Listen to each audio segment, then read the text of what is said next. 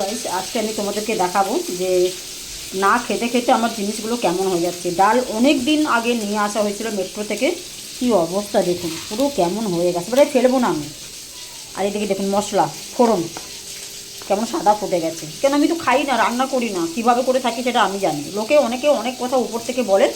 তো যাই হোক, কীভাবে আজকে রান্না করবো সেটা আমি দেখাবো। এই শরীর খারাপ অবস্থায় এক টুকরো কুমড়ো ছিল, একটা আলু ছিল, একটা পেঁয়াজ, একটু রসুন কুচিয়ে নিয়েছি, দুখানা মাছের মাথা ছিল, ওটা দিয়ে একটা গজঘণ্ট বানাবো।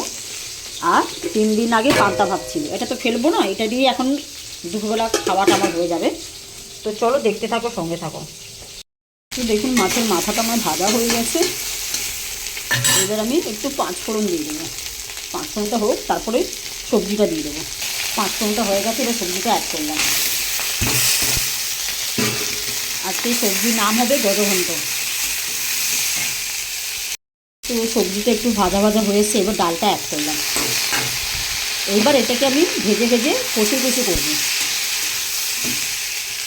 কষানো হয়ে গেছে, শুধু কিছুই দিইনি, নুন হলুদ আর লঙ্কার গুঁড়ো, যাতে একটু ঝাল হয়, খেতে ভালো লাগে। টমেটো ফমেটো কিচ্ছু নেই। এইবার আমি জল দিলাম, জল দিয়ে এবার আমি একটু ফুটলে কম আঁচ করে ঢেকে ছেড়ে দেবো, কেন ডালটা সিদ্ধ হবে, কারণ ডালটা অনেক দিনের ডাল তো, কেমন হবে আমি জানি না। যাই হোক, বাট খেতে তো হবে, জিনিসটা নষ্ট করলে চলবে না। তো চলো পরে আবার দেখাচ্ছি। এখন হয়ে গেছে, এখন তরকারিটার অবস্থা দেখি। হ্যাঁ হয়ে গেছে, এটা এইভাবেই খাবো, ঠিকঠাক আছে। তো চলো টাটা। দেখুন আমি বসে গেছি, ভাতই খুবই অল্প ছিল, ভাত ছিল না, একটা পান্তা ভাত ছিল।